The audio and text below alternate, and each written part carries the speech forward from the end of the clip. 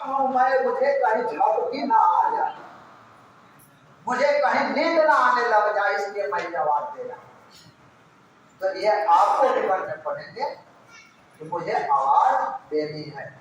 अगर आवाज नहीं देंगे तो आप तो सोए हुए हैं, और सोए के घर में ही चोर घुसते हैं। अभी जब भी आप जितना ही सोएंगे तो आपके ऊपर से सारे चोरी करके ले जाएंगे और आप सोए के सोए रह जाएंगे। इसलिए मैं जागने का कार्य करने के लिए आवाज उठाता। जब आप आवाज नहीं उठाएंगे तो मत उठाइए। मैं तो आवाज उठाने का काम कर ही रहा हूं ताकि मुझे नींद न पड़े। ये बात हमें जाननी होगी। अब जागेंगे कैसे? जागेंगे कैसे? जागेंगे तभी जब हमारे पीछे हमारे अजीज वस्तु के लिए, अजीज व्यक्ति के लिए, अजीज परमात्मा के लिए, अजीज परिवार के लिए हम जाग रहे हैं कि कहीं वो लूट ना पड़े, कोई दूसरा उसको लूट करके ना ले जाए। और हम तो यहाँ लूट चुके हैं। तो जब सामने है, मेरा लूटा हुआ वस्तु सामने है, उसको प्राप्त करने के लिए हम कोई आवाज नहीं उठाएंगे। हमारे सतगुरुदेव जी को जिसने लूटना था लूट लिया, सतगुरुदेव जी को रखा हुआ, तो हम तो नीच ऐसे हैं जो अपने सतगुरुदेव जी को देख रहे हैं, ला नहीं है। कैसे लाएं? जब आवाजें नहीं उठाएंगे तो कैसे लाएं? इसके लिए हमें आपको सोचना हो। पहला काम ये, इसको सोचने के लिए आपको जानना हो, और जब आप जानेंगे तभी आप आवाज उठाएंगे। तो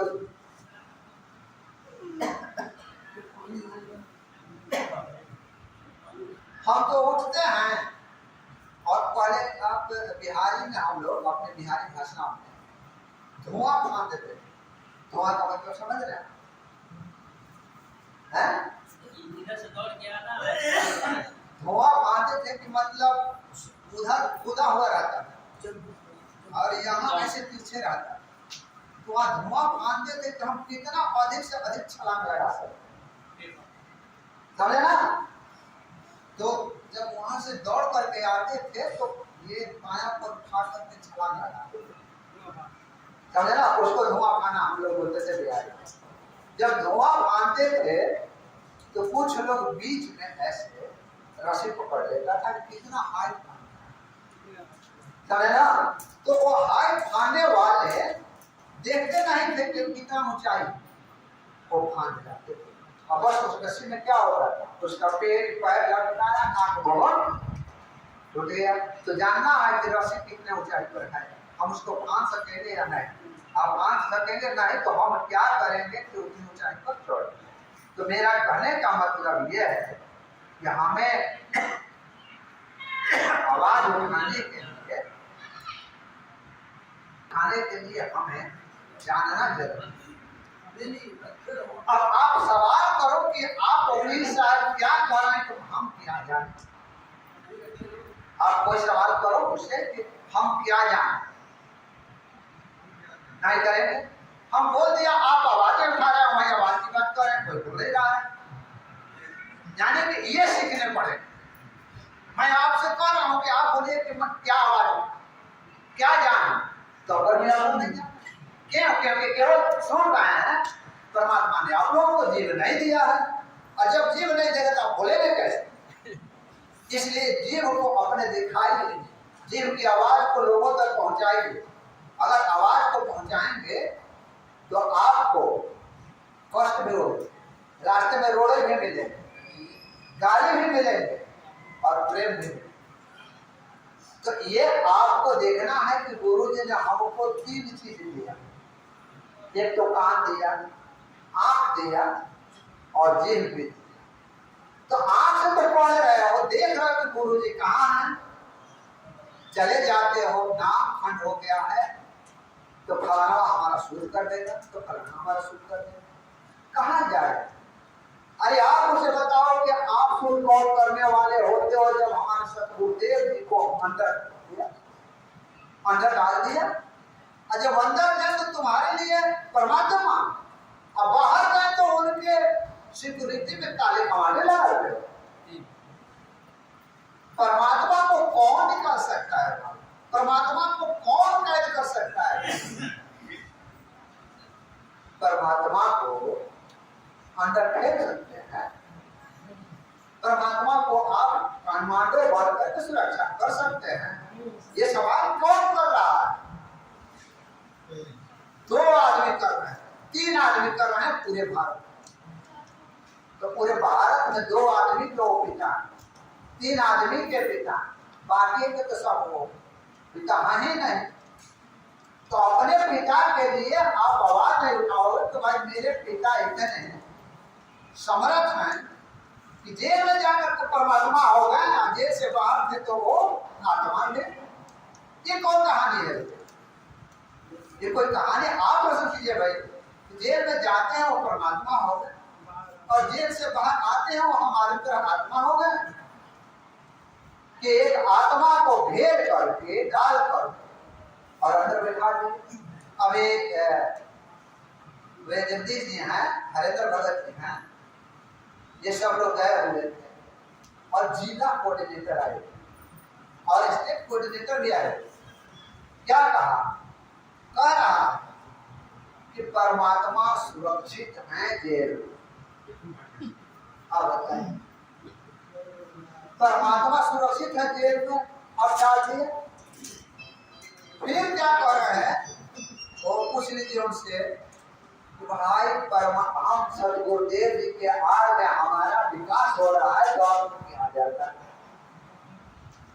यही बात थी। हेलो, यही बात थी ना? सतगुरुदेव जी के आड़ में हमारा विकास हो रहा है, तो आपको काहे ऐसा करना है? ये बताइए। उनके आड़ में हम विकास कर रहे हैं। अब परमात्मा कहते हैं कि सतगुरुदेव जी के जो आड़ में आता है तो उसका विकास नहीं, विखार होता है। जैसे आप सुन, मेरा नाम तो याद नहीं रहता है। जैसे मैं कौन तो लकड़ी पर तो राजा था जो लकड़ी अपना राज छोड़कर के लकड़ी बेच करके सूखा पत्ती खाओ करके और परमात्मा की प्राप्ति में क्या नाम था वो हमें तो याद नहीं। अब बताइए, ये जो धर्मदास जी थे कितने बीघे के वो मतलब कष्टकार, सारा को छोड़ करके चले गए अपना धूमधाम। वहीं देखिए गरीबदास जी के वो मतलब गरीबदास जी 1000 बीघे एकड़ या 1000 एकड़ वाले घर के बेटा और वो वहां घर दो करके छोड़ करके चले गए।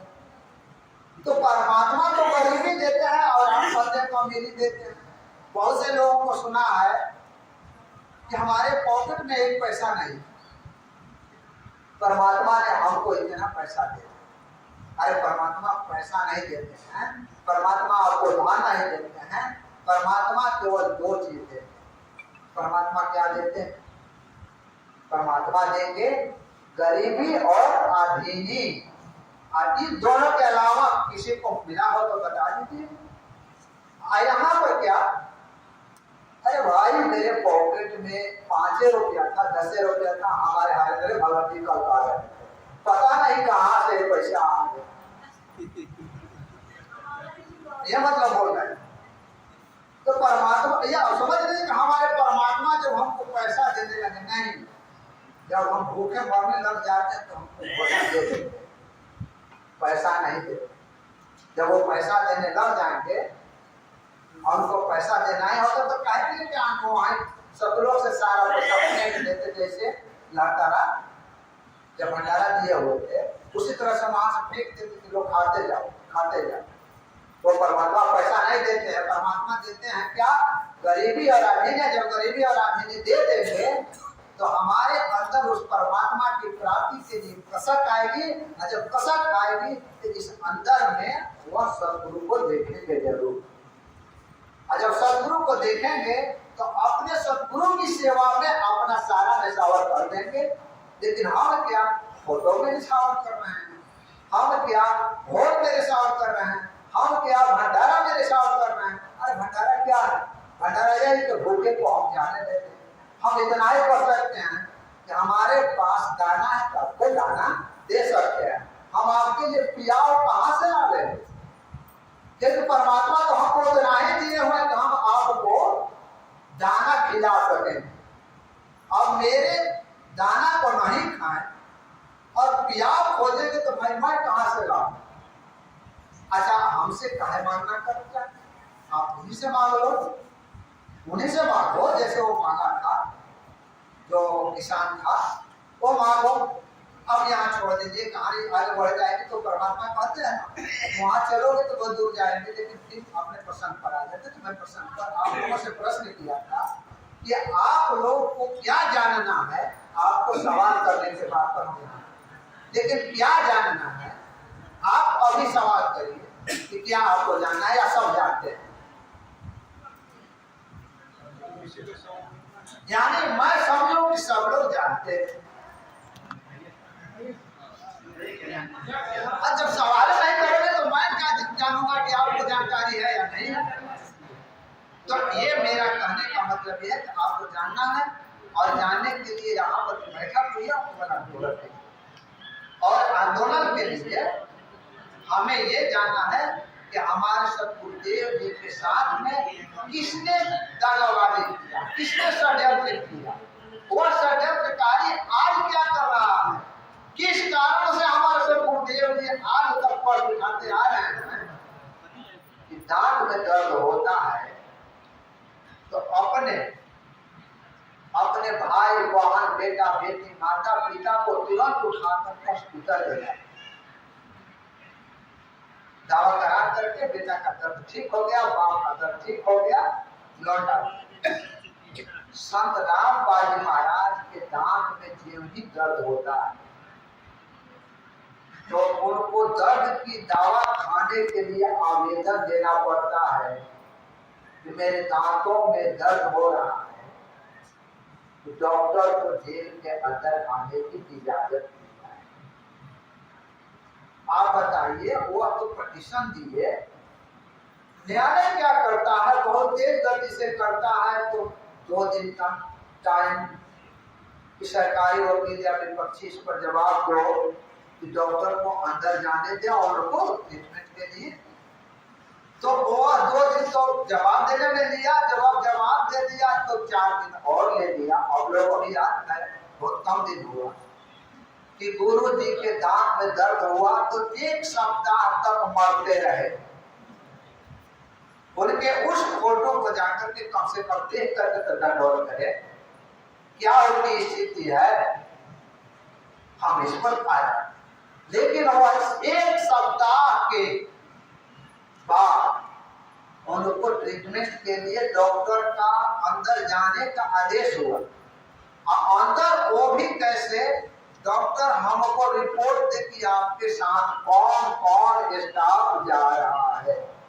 यहाँ तो साथ 1 हफ्ता हुआ और जो आदेश भी हुआ तो डॉक्टर को रिपोर्ट देना है कोर्ट में कि आपके साथ कौन कौन स्टाफ है।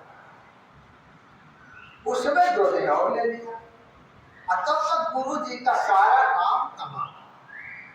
फिर दावा किस बात, हम क्यों यहाँ भोग खा रहे हैं, हम क्यों मतलब इतना जोर तोड़ से यहाँ भाग रहे हैं वहां भाग रहे हैं, यहाँ शांति चल रहा है, यहाँ दियावती चल रहा है, वहां दियावती चल रहा है। अब गुरु जी दांत का दर्द होता है तो 8 हफ्ता तक देखते हैं कि डॉक्टर आए। आप ये सोचे हैं कभी इस बात को आप जिहाद नहीं छेड़ेंगे? जिहाद का मतलब लड़ाई हो नहीं, मांगना हो नहीं, जिहाद का मतलब ज्ञान से सत्य और ऐसा करा। अपनी आवाज को बुलंद नहीं करेंगे तो आपका सुनने वाला एक कुत्ता भी नहीं है। इसलिए आपको आवाज उठाने की प्रयास करने पड़ेगा। ज्यादा सोचिए कि हमारे बच्चों का पिता माता बेटा बेटी बहन जो भी थोड़ी सी दर्द होती है तो हम हॉस्पिटल चले जाते हैं और वो अखंड ब्रह्मांड के मालिक का तबीयत थोड़ी सी खराब होता है तो साथ आइए क्या कहते हैं, दर्द हुआ तो सतगुरुदेव जी तो लीला कर रहे हैं। अरे लीला करते करते सब लोग चले जाएंगे तब जाकर के कहोगे कि हाँ चले हैं। कि आज है तो क्यों नहीं आवाज उठा रहे हो? हम लीला नहीं देखना चाहते हैं, हम सब गुरुदेव जी को देखना चाहते हैं।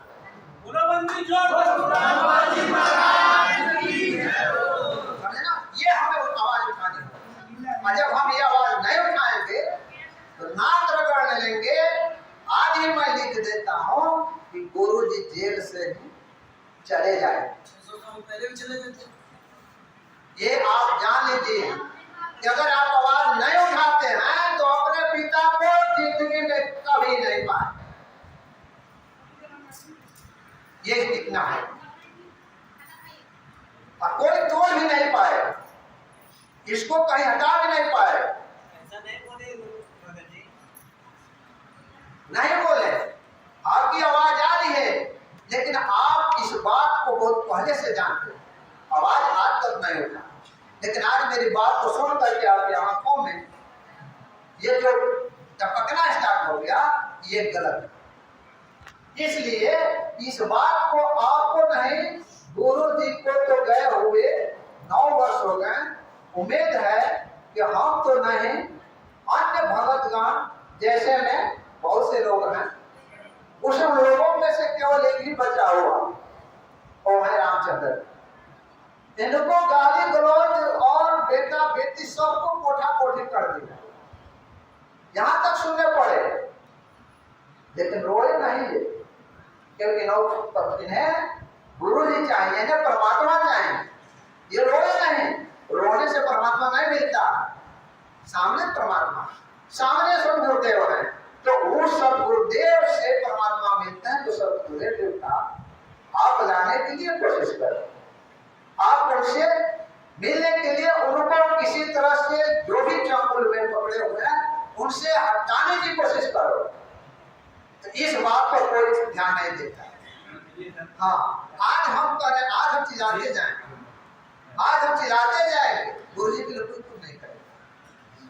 और कल ही एक गलत झूठ फरे पीला पर्चा निकाल दे, ऑडियो वीडियो निकाल दे, तो सब याद करके चले जाए। क्या क्यों? क्योंकि आपके अंदर उस सदगुरुदेव के प्रति कोई भी थोड़ी सी भी, क्या बोलते हैं उसको, दया नहीं है। अरे तुम्हारे इसीलिए गुरु ने कहा है कि नाम ले लिया गुरु करो कुआं में। तो कुआं में तो है, हम ही ढकले हुए हैं, हम आवाज नहीं उठाएंगे तो मैं वहां, हम आवाज उठाएंगे तब हमारी आवाज को सुनेंगे। अब कहते हैं हम कि नहीं, बहुत से लोग ऐसे भी कहते हैं कि अगर आप कार्य कर रहे हो जो, और इतना आसान नहीं, वहां तक जाते जाते थक जाओ, गिर जाओगे और फिर लौट जाओ। हम लौट दिए जाएंगे तो फिर हम थक गए, आप थक गए। जब हम लौट दिए जाएंगे तो ये तो निश्चित है कि गुरु जी वहीं से चले जाएंगे, तो फिर किसका इंतजार कर रहे हैं? इंतजार किसका कर रहे हैं? लौट जाने दीजिए।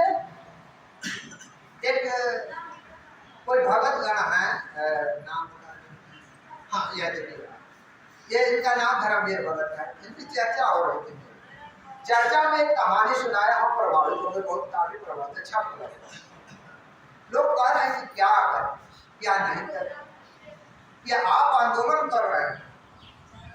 आंदोलन तो यहाँ किए 20-50 आए, धीरे धीरे धीरे धीरे वो हट जाए। मेरा काम है आंदोलन करने का, मेरा काम है आवाज उठाने का, मेरा काम है अपने से गुरुदेव के प्रति सत्य को रखने का।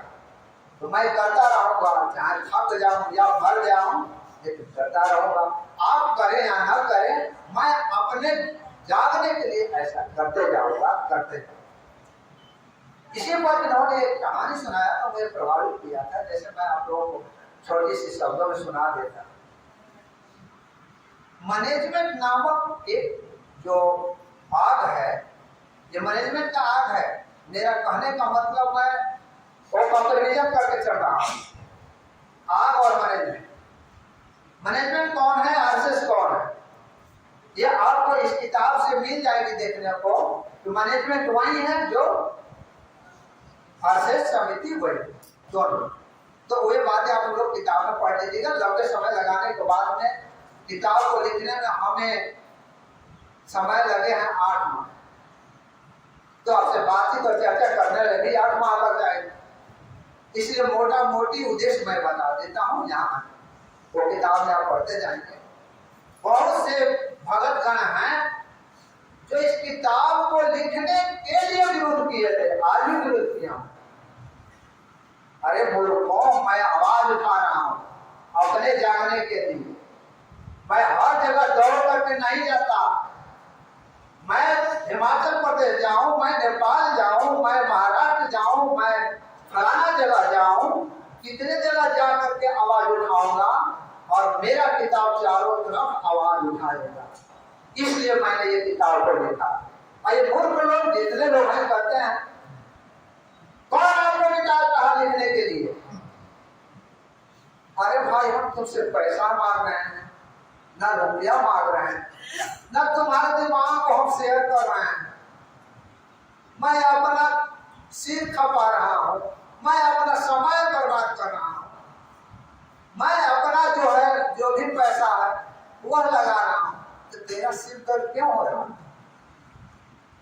मैं तो ये कर रहा हूं कि यहाँ कितने दिनों के बाद है, महीना दिन नोटिस डाले तब तो आकर के यहाँ पर आप ये 100 लोगों के बीच चर्चा कर रहे हैं। मेरा किताब 100 लोगों के बीच अगर हाथ में जाए तो वो अपने जगह कितना दूर तक जाएगा। मेरा किताब आवाज उठाएगा, आप नहीं उठाएंगे। तो इसलिए हमने ये किताब लिखा है।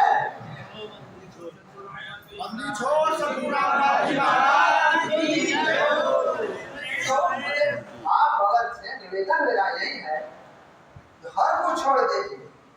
आपको सद्गुरु देव नहीं मिलना है जब तक कि आप आवाज नहीं उठाएंगे। सब तैयार हैं, आपको होना है। और मेरे लिए नहीं, आप अपने लिए, क्योंकि जो ही आप अपना आवाज उठाना चाहें अपने जागने के लिए। एक सवाल, मेरा एक सवाल आप सभी भगत हैं, अगर आप कर्म करते हो तो आपके पुत्र का, आपके कर्म का फल मिल जाएगा ये अध्यात्म में? भाई जवाब दो, हाँ या ना?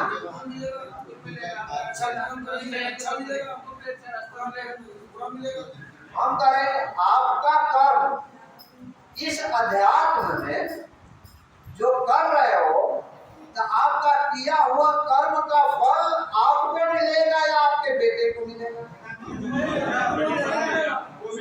आप अपने लिए करो, अपने लिए आवाज उठाओ, अपने सदगुरु के लिए आवाज उठाओ, अपने बेटे के लिए नहीं। क्योंकि आपका कर्म किया हुआ अपने बेटे, क्या पत्नी, बेटा, बेटी, माता, किसी को नहीं मिलता है। आपका कर्म आपके ही फल मिले, चाहे ये फल त्रिकुटी पर जाकर के मिले, चाहे ये सतलोक में जाकर के मिले, या किसी लोक में जाकर के मिले।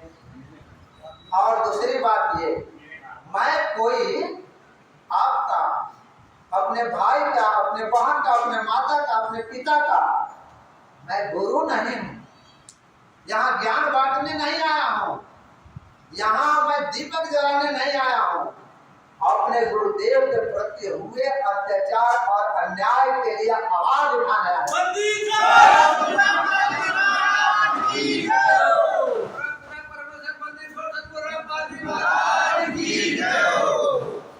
तो हमें अपने को जागरूक करना है। हम किसी को जागरूक नहीं कर सकते। हम चिल्ला करके कितना जागरूक करेंगे? ये क्या कहाँ यहाँ संख्या क्या है? विश्व की संख्या 8 अरब। 8 अरब में छोड़िए 8 अरब, 8 अरब में अगर आप आवाज 60,000 तक कर देंगे तो गुरु जी बाहर आ।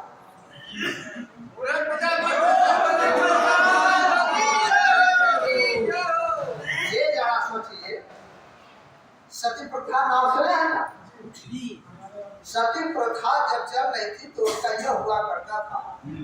गांव समाज रीति रिवाज में है कि पति की मृत्यु जब हो जाती थी तो बेटी बहन माँ को जिंदा उसमें डाल दिया जाता था या पूजाना ऐसे है ना जी। आज है इसका आवाज किसने उठाया? किसने? वो 10 था, एक था। अब एक उठाया तो आज क्या हुआ? सवाल हुआ ना। हम आज आवाज उठाएंगे, नहीं रहेंगे, कल हमारे सतगुरुदेव जी जरूर रहेंगे, जरूर रहेंगे, जरूर रहेंगे। इसलिए हमें आवाज उठाना। इसके अलावे हमें तो सब परमात्मा भक्ति देती है, हम तो धर्म कर रहे हैं। यहाँ भक्ति करके क्या करेंगे? अरे भक्ति क्या यहाँ करेंगे? भक्ति क्या हम कराएंगे? हमारी मिसाल क्या है भक्ति कराने? तो थोड़ी सी सवाल का जवाब दे दीजिए आप। जिस समय बरवाला 2014 में घटना घट रही तो यहाँ पर तो हम सब हैं, बहुत तुच्छ जीव हैं। वहां पर सरनामी लोग भी थे, हजारों सरनामी थे, लाखों सतनामी थे, और प्रथम नाम वाले तो पता नहीं कितने। आदेश क्या हो रहा था गुरु जी? आदेश यही हो रहा था कि अपनी भक्ति क्या करा दो, बढ़ा दो, वह परमात्मा रक्षा करे। और जितना ही भक्ति बढ़ातेगा, जितना ही भक्ति बढ़ातेगा, उतना ही काल का धक्का लगते गए। जितना ही बढ़ातेगा उतना ही धक्का लगते गए। भगत जी कौन भक्ति किया? भक्ति कौन सा काम आई? जब वहां परमात्मा है, वहां गुरु है, तो कोई भक्ति काम न लगी तो हम दो तुच्छ का जीव आदमी आपको क्या भक्ति करा देने की धमक कराएगा? ये मतलब हम लोगों को सोचना होगा। परमात्मा कहते हैं, सुने भी होंगे, अरे भक्ति भक्ति इसमें कोई नहीं करा रहा है। तो यहाँ तो गुरु करोड़ों लाखों में ये दास भक्ति कराएगा। आपने को कह रहे हैं, मैं नहीं कर रहा, ये गुरु जी कह रहे थे भक्ति तो ये दास कराएगा। तो दास नहीं रहेगा तो भक्ति आप हम कैसे करेंगे? इसके लिए हमें आवाज उठाना है कि वो दास जिसने कहा था कि मैं भक्ति कराऊंगा, वो दास कहाँ है? वो दास को हम लाएंगे, उसके लिए कोशिश हम करेंगे।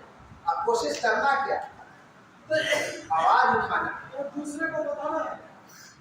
आवाज उठाने का मतलब क्या है? आपको मतलब जागरूक है, आपको खुद जगना। ये हमारे मोहल्ला में आपके नेपाल के एक भाई हैं, ठप ठप करते चलते, ठप ठप भगत जी वो करते चलते हैं। क्या करते हैं? रात भर बेचारे चलते हैं और डंड पीटते चलते हैं। क्यों डंड पीटते चलते हैं? अरे भाई सो रहे हो ना, जागो, मैं जगा रहा हूं। अगर जागोगे नहीं, सचेत नहीं रहोगे तो तेरे घर में चोर। अब गुरु जी यही कह रहे थे कि भाई मैं तो आपको जगाने आया हूँ, मैं तो आपका चौकीदार हूँ, जगा रहा हूँ, जाओ जाओ। तो हम लोग क्या किए? चौकीदारे को साफ ना चौकीदार रहेगा ना जगाएगा। और वहीं हम लोग चले गए। ठीक है, वो चौकीदार हो सकता है नेपाल वाला चोरी किया, वही तो वही परमात्मा को, अरे वो गलती कर दी, गलती कर दिया, जेल में डाल दिए, आराम से हो गए। सतगुरुदेव का आदेश आया, तेरे पास आ रहा है आदेश। हम देखे हैं, तुम्हारे पीले पत्रे पर देखे हैं गुरु जी का आदेश, तो वो क्यों नहीं मानते? क्या आदेश देखे हैं? वो भी है मेरे पास कि गुरु जी का आदेश आया है कि जेल के जितने भी सेवादार, जेल पर जितने भी सेवादार लगाए गए हैं, वे लोग अपने मनमर्जी हो गए हैं और उचित सेवा नहीं कर रहे हैं और कोऑर्डिनेटरों का बात नहीं मान रहे हैं, अपनी मनमानी कर रहे हैं, अनेकों बार नाम खंड कर लिए। इस बार अगर ऐसा गलती करोगे तब मैं गुरु जी से प्रार्थना लगा दूंगा। यानी कि अनेकों बार गलती करे तब नाम खंड नहीं होता है, तब नाम शुद्ध नहीं होता है। समझे ना? गलती करते जाओ, लेकिन तुमको अगर तो है कि सुधर जाओ तो नहीं। जब नहीं सुधरोगे तब प्रार्थना लगाएंगे। क्या दो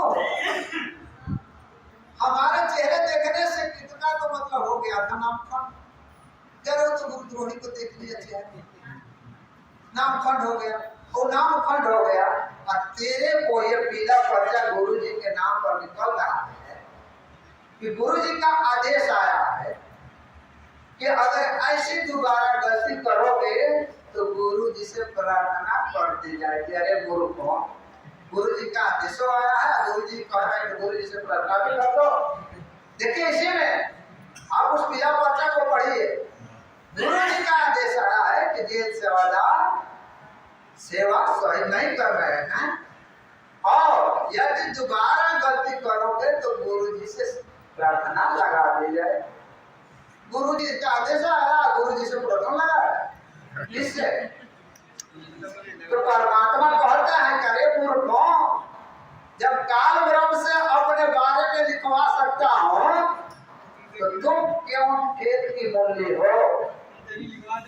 वो लिखवा दिए। गुरु जी का आदेश आया, गुरु जी कह रहे हैं प्रार्थना करो। यही बात है। तो ये हमें आपको जानना होगा हर चीज पर क्या लिख रहा है। जेल में लिखा सवाल करें, अरे भगत जी ये कौन सा आदेश आया? और गुरु जी का आदेश आया, गुरु जी का कौन सा गुरु है? राम देवानंद जी तो सतलोक चले गए, और कौन सा गुरु है? तो अब ये इसका क्या कारण है? वचन दास जी ले आए थे एक मुनिंद्र धर्मा ट्रस्ट का बहुत, तो उसका फाउंडर है रांधवा खत्री। वो लिख रहा कि गुरु जी का आदेश आया है, गुरु जी का आदेश आया, यहाँ तो लिख दिया, रटा हुआ है सब।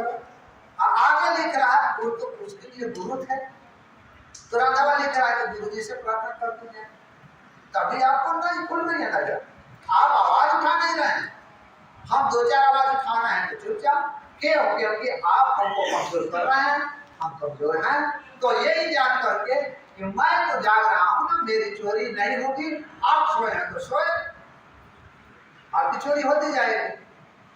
तो ये जागने हैं आप, जागने के लिए आपको अब पुनः मैं वहां आता, क्योंकि किसी बात को समझाने जाने आपको रखने के लिए हम जो ये आपका ये ब्रांच हो जाता है जिधर जिधर, उस ब्रांच को फिर लेकर लौट कर जाना होगा। हमने आपसे प्रश्न किया था कि आपको आवाज उठाने के लिए जानना क्या है? आप बताइए क्या जानना है? आए 9 बजे से स्टार्ट, सब लोग चिल्ला चिल्ला करके गायब हो गए। गुरु जी के 2 केसों में जो 429 430 में सजा हुई है, तो किसके कहने से सजा हुई है? किसने गुआही दिया है? किसने क्या किया है? ये तो परमात्मा ने आपके बीच सारा पीडीएफ डाल दिया है, सारा डॉक्यूमेंट डाल दिया है। उसको भी आप देखने को उजागर करना। जब वो जानेंगे तब तो सवाल करेंगे, जब जानने नहीं करेंगे तब क्या सवाल करेंगे? जब जागेंगे अपने को तब तो चोर से बचाएंगे। जब नहीं जानेंगे तो चोर बल खोल कर लिए जा रहा है, ले जाने दीजिए। कौन है? कौन है चोर? कौन है? कौन? हाँ, चोर कौन है? नहीं, हम जानते हैं कि चोर है,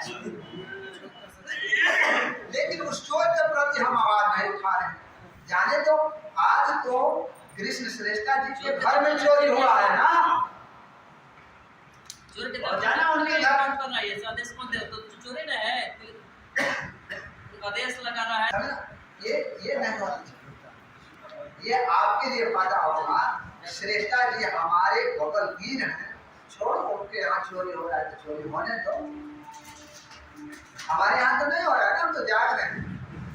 अरे जाग रहे हो सकता है कि एक दिन झपकी आके मस्ती आ गई, हमका तो साफ हो गया, आप भी साफ हो गए। इसलिए आप जागिए। तो निश्चित है तो दूसरों को जगाएंगे। अरे गुरु जी क्या कहते हैं, बच्चा क्या कहते हैं? बच्चा जिसका ज्ञान नहीं होता तो निडर होता। आप उसके पास विषैला सब लेकर के रख दीजिए, आप रख देंगे, डर से भाग नहीं जाए, लड़का तुरंत पकड़ना। क्यों? क्योंकि उसको ज्ञान नहीं है, इसलिए वो निडर है। आपको ज्ञान हो गया तो मतलब निडर नहीं, किसी को निडर नहीं कि हमारे गुरु जी को क्या होगा, कहाँ कैसे। तो हमें आप सब मिलकर केवल मात्र केवल, क्योंकि अगर मतलब टेक्निकल चीज पर जाएंगे तो आपको लाख पहले बताते रह जाएंगे, आप समझेंगे नहीं। क्योंकि हम एडवोकेट में टेक्निकल चीज कौन क्या होता है, कहाँ होता है, ये आप नहीं जानेंगे। और 429 430 का अगर अध्ययन आप करते हैं, उसकी जानकारी पूर्ण कर लेते हैं, तो आप दूसरे से सवाल करने के योग हो जाए। आपने ऑडियो सुना है, ऑडियो सुना होगा हमारे रामचंद्र भगत जी और जिनके पर सुना है। वो पहले क्या कह रहा है, वो पहले क्या कह रहा, आप वकील हो, उसको डर है केवल सवाल से।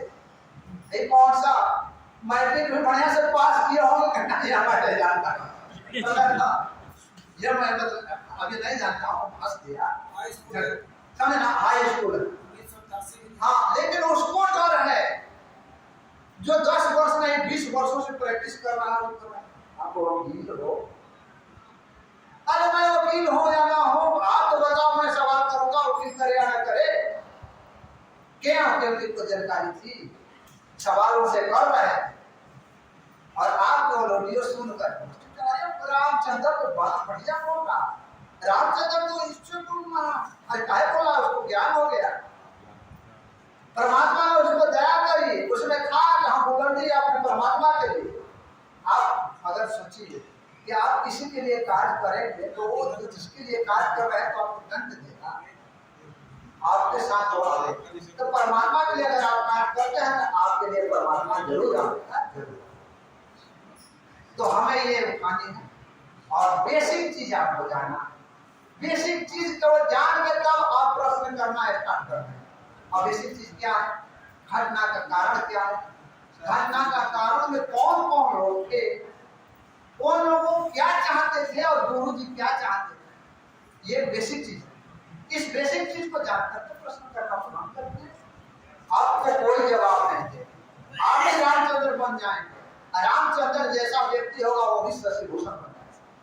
लेकिन बनना तो देखिए, उसका जानना तो समझिए कि क्यों, कैसे, कौन, आखिर किसने ऐसा कहा। इसका कहानी मोटा मोटी में है, शायद आप लोग जानते भी हो। आप लोग जानते होंगे, इसीलिए मैं पूछ रहा हूँ, बरवाला घटना का मुख्य कारण क्या है, आप लोग बता दीजिए। कोई ये मुख्य कारण आप लोग जानते हैं कहाँ से प्रारंभ हुआ?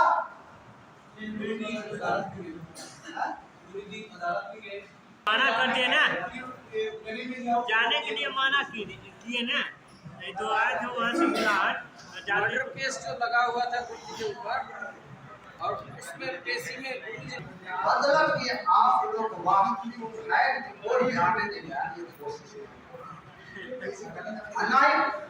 कोशिश नहीं करने के कारण आप अपने आप को बुलंद नहीं कर पाते हैं किसी सवाल। भाई ये 18 नवंबर 2014 की घटना का बीज बोया गया हिसार से। हिसार में हुआ था 14/7/2014। ये बीज बोया गया, किसने बीज बोया था? राष्ट्रीय समाज सेवा समिति। राष्ट्रीय समाज सेवा समिति का संचालक कौन था? राम कंवर था। उसका सेक्रेटरी कौन था? बलवान, बलवंत नहीं, बलवान। और उसका ये जनरल सेक्रेटरी थे, राष्ट्रीय जनरल सेक्रेटरी बलवान जी थे, और जितने भी थे वो असिस्टेंट सेक्रेटरी में थे, जैसे राज कपूर, राजेंद्र और अंडरसन। और बाकी गुरु जी के जितने भी लड़के थे वो सब उप प्रधान थे, यानी उप अध्यक्ष, है ना। ये सारे ये लोग अपना कार्य करते गए। कार्य कहाँ से स्टार्ट हुआ, ये सारी बातें कहने पर बहुत लंबी हो, और मौखिक रूप से आपको बता देता हूँ।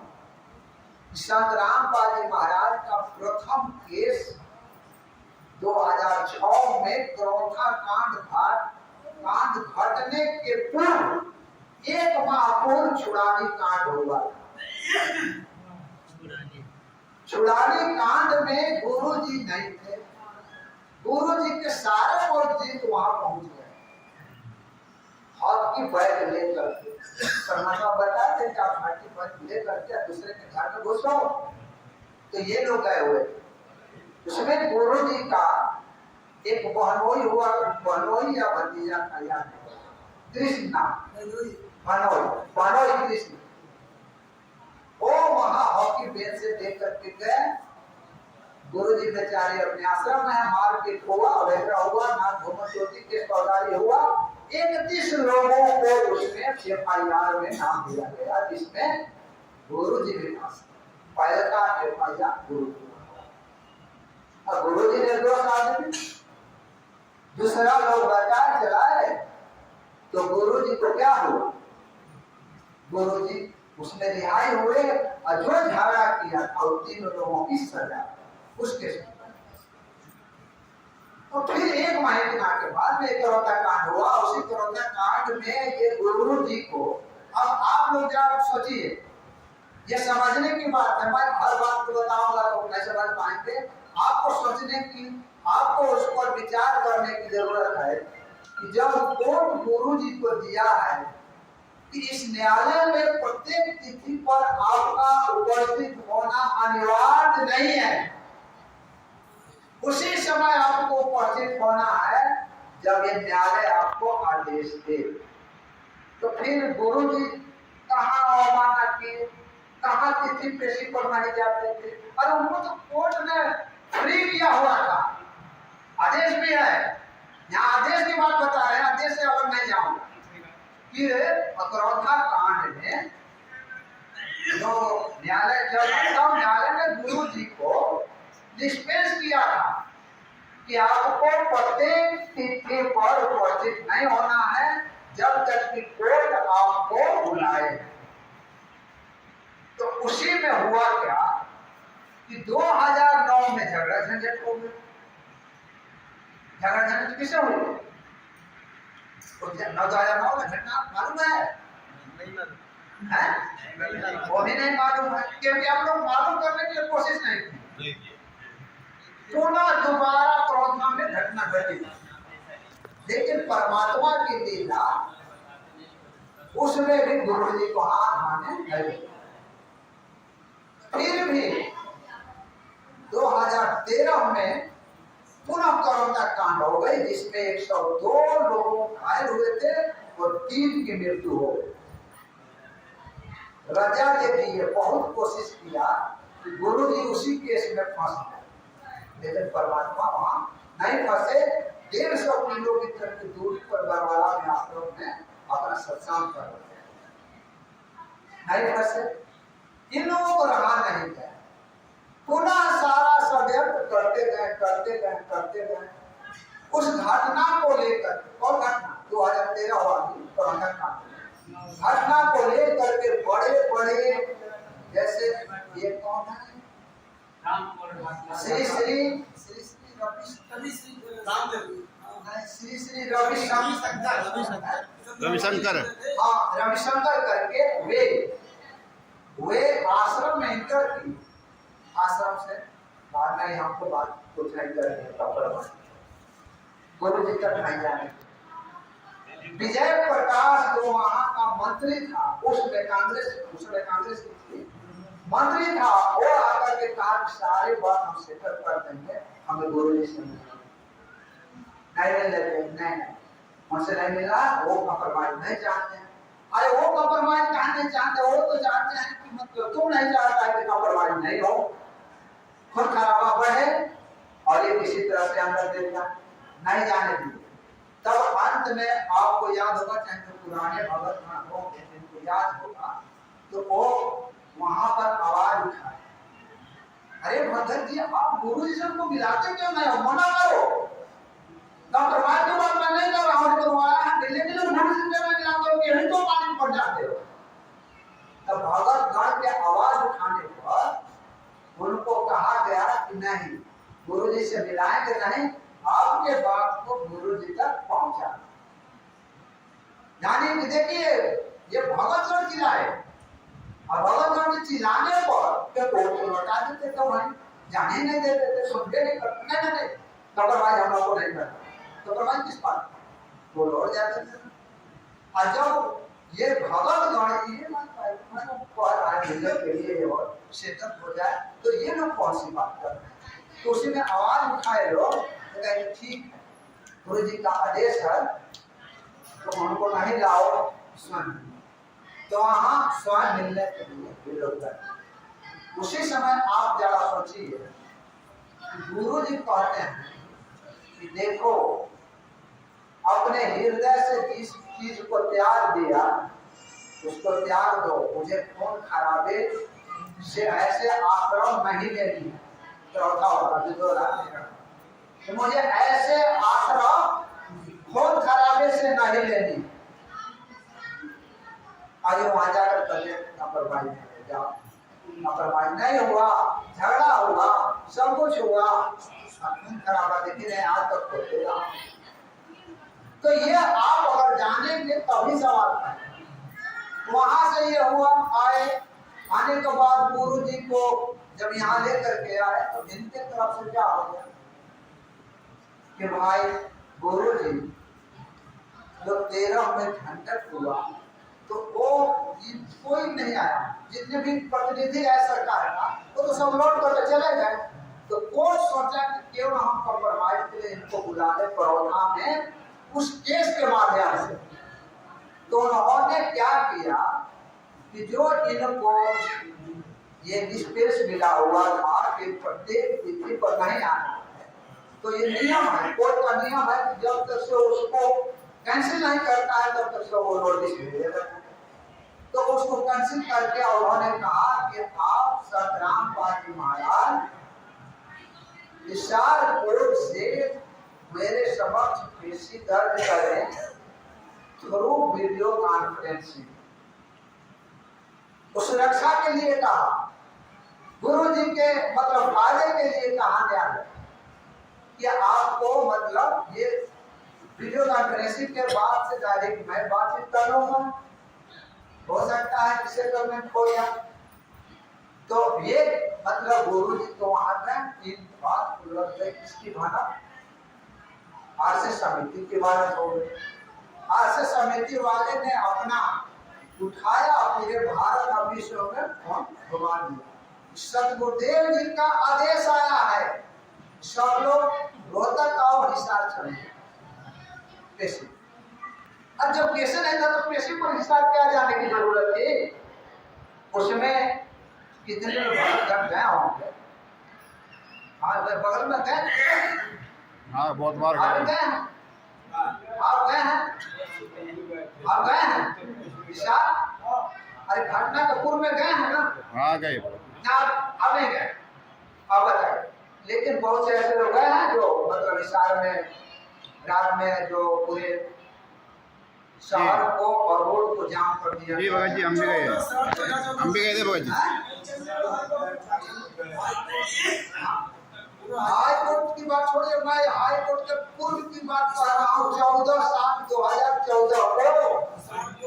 हाँ जी गए थे भगत जी, जी गए ये गए थे और हमारे ये रामचंद्र भगत जी भी गए हुए, ये रात को गए थे, रात को बस में। ये वहां पर डाले कमांडो वाले पूरे हाथ जग की साथ और ये कमांडो और से ये अपना परिचय पत्र मांग करके तब जाने देने लगे कोर्ट में। झगड़ा झंझट हुआ, मारपीट हुआ और वही मीटिंग से हाई कोर्ट में अवमानना का केस दायर हुआ।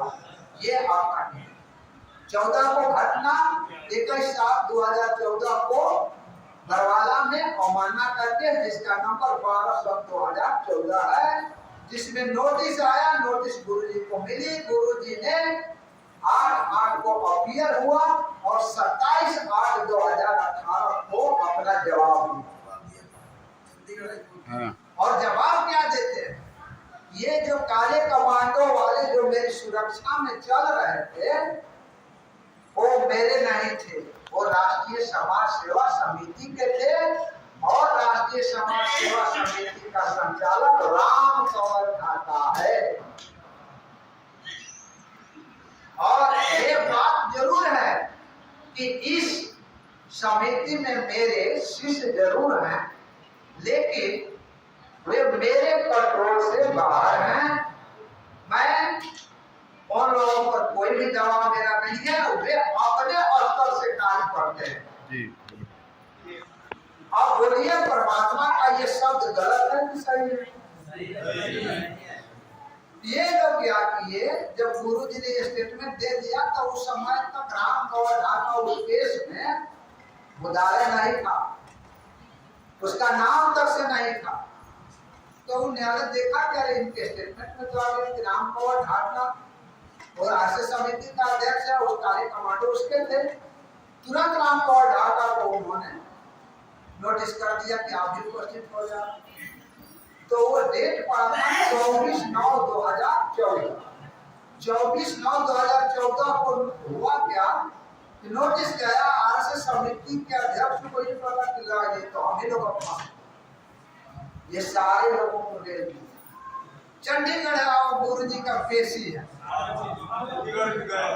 सब लोग चंडीगढ़ चले गए और 17 सेक्टर में जाकर के देखे लाखों से ऊपर नहीं, अगर तो आप पहुंचे थे और हाँ वहां जब पहुंचे तो आरएसएस समिति वाले क्या कर रहे हैं, ये भाई संत रामपाल जी महाराज का समिति नहीं है। संत रामपाल जी महाराज को निर्दोष साबित कर रहे हैं और प्रशासन जो है उन पर जुर्म ढा रहा है।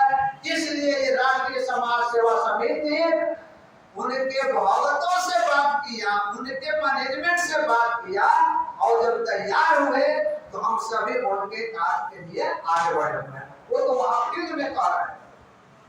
हमारे ऊपर भी काल के ब्रह्म का ये नशा जो होता है, भंग का नशा, शायद हो सकता है और सासाराम का भंग खा लिए होंगे, समझे ना? तो वहां इतना भूले पड़ते कि शब्द को भी हम लोग नहीं समझते।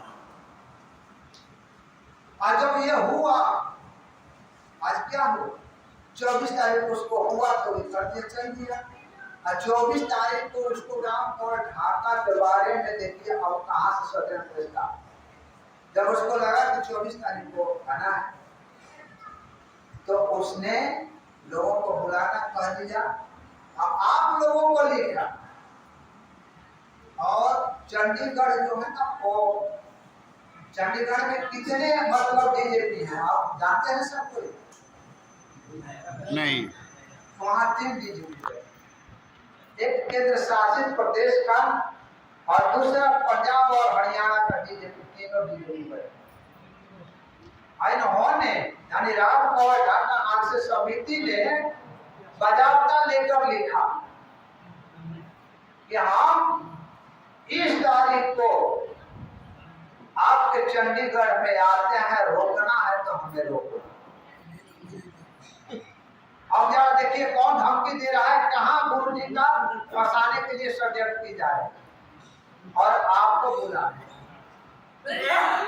उनको कहा कि आरएसएस समिति आ रही है, इतने भक्तों का सदस्य यहाँ आ रहा है तो रोकना है तो रोक लो। और आपसे क्या था, यही आरएसएस समिति वहां तो प्रशासन को कह दिया कि मैं आ रहा हूँ, आरएसएस समिति आ रही है, आरएसएस समिति के सदस्य आ रहे हैं और आपसे क्या है? गुरुजी की तारीख है, गुरुजी बुलाए हैं पेशी पर, अब सभी लोग चंडीगढ़ पहुंचे हैं। चंडीगढ़ यहीं षड्यंत्र है आप, इसी को उजागर करना है आप। और सब कुछ लेकर वैद्य आदेश मदेश जो हो ना, जब जरूरत पड़े तब हमसे मांग लेना, लेकिन मैं व्हाट्सएप पर नहीं दूंगा। ये जज करके उसका विरोध करने वाले को दूंगा कि देखिए ये विरोध करने वाले हैं, उसी को दूंगा। जना नहीं दे दूंगा कि आप जहां कहीं है चले जाए और उसका डिफेंस लेते चले जाए, सब कुछ लेकर चले जाए। तो ये मतलब है। तो वो क्या किया, वहां तो दे दिया, वो उठा कौन, तीनों डीजीपी प्रशासन चिट्ठी लेकर के कोर्ट में डाल दिया। ये इस प्रकार की धमकी दी जा रही है चंडीगढ़ पुलिस प्रशासन को। हम लोगों के पास चूंकि क्या बोलते हैं कांस्टेबल कांस्टेबल से ये मॉब जो है कंट्रोल नहीं हो पाएगी। तब आंख खुला किसका, वो तो कहते हम आपको भगत आएंगे, रोक रहे हैं तो रोक लो। और यहाँ कहते कि गुरु जी आए, और फिर वहां वो प्रशासन अपने बचाव के लिए हमारे पास पुलिस कहाँ है, हम इतने मॉब को कैसे कंट्रोल कर सकते हैं। तो वो देखा तुरंत देखने के बाद में वो क्या किया था, मतलब बैरिकेडिंग लगाना, बैरिकेडिंग यहाँ क्या बोलते हैं स्टेशन पर बैरिकेडिंग लगा, बहुत लगा रखे। और 1770 में मतलब इन लोगों को परमिशन था, तो परमिशन थी। और ये मतलब जाकर के न्यायालय में दे दिए। न्यायालय में दिए तो न्यायालय कहा कि भाई ये तो सुरक्षा करना मेरा धर्म है, ये मान लिया प्रतिशत। तो उन्होंने बोला, तीनों डीजीपी को बुलाया, चंडीगढ़, ये पंजाब, उनसे पूछा कि आप बोलिए इस मॉब को कंट्रोल करने के लिए कितनी टुकड़ियां देते हैं। तो उसी में पंजाब हरियाणा बोला कि कौन कौन तो कमांडो जो हम लोग देखे भी, समझे ना। इतने कमांडो, इतने बड़े कमांडो के मतलब नहीं समझिए। सारे कमांडो कोई 5 टुकड़िया में दिया, कोई 3 टुकड़िया में दिया, कोई मतलब चंडीगढ़ में तो छोटे थे, वो सारे लोग को दे दिया। आप जरा सोचिए, आप मतलब थे गुरु जी ऐसा कहे थे, आप गुरु जी आदेश दिए थे, तो गुरु जी आदेश देने नहीं किए थे, लेकिन पढ़ दिया तो अब तो क्लियर हो गई, आज क्लियर हो गई। आज परमात्मा ने सारे डॉक्यूमेंट आपके बीच में ला दिया। आज क्यों नहीं सवाल करते हैं कि ऐसे ऐसे षड्यंत्र करके हमारे गुरु जी को कहां से कहां पहुंचाते हैं, और पहुंचाकर के कहते हो कि परमात्मा है। उस समय क्या थे ना? तो ये आपको हमको समझने पड़ेंगे, जानने पड़ेंगे, आवाज उठाने पड़ेंगे। तो ये ऐसी घटना की है, यहाँ की है, बैरिकेडिंग लगाया। बैरिकेडिंग को लोग जबरदस्ती काले कमांडो वहां भी थोड़ा था, इतना प्रशासन ने कंट्रोल किया, नहीं तो उसी समय घटना होने वाली थी। कोर्ट ने कहा कि बैरिकेडिंग वहां लगा दिए, वहां लगा दिए। और बैरिकेडिंग को ये काले कमांडो 10 मिल करके सारे भवन से तोड़वा दिए। बैरिकेडिंग में जुटा हुआ है। तब कहा दूसरी बार 5 तारीख को आया, तो 5 तारीख को जब आया तो इन्होंने क्या किया, इन्होंने क्या किया कि इनको स्टेशन से बाहर जाने के लिए स्टेशन पर रोक दिया था। आप लोग स्टेशन पर गए? हाँ जी जी। स्टेशन पर रोक दिया। स्टेशन पर हम भी थे, हम दोनों बार चंडीगढ़ गए। स्टेशन पर हम थे, और क्या बोलते हैं ये कौन सी गाड़ी होती है, उस गाड़ी को ऊपर नहीं, उसके छत पर खड़ा होकर के भाषणबाजी कर रहा है। ये राम गौरधार का भाषणबाजी कर रहा है, भक्तों को मतलब ये बता रहा है, उकसा रहा है गलत कार्य करने के लिए। सारा कुछ कि लाठी जो है, हम लोग सुना होगा कि ये झंडा जो है, ये झंडा लगा था ना, ये झंडा जो है, ये झंडा है, इसको पलट देंगे तो डंडा बन जाएगा। हाँ था ना? हाँ जी। हाँ, लेकिन कल हम लोग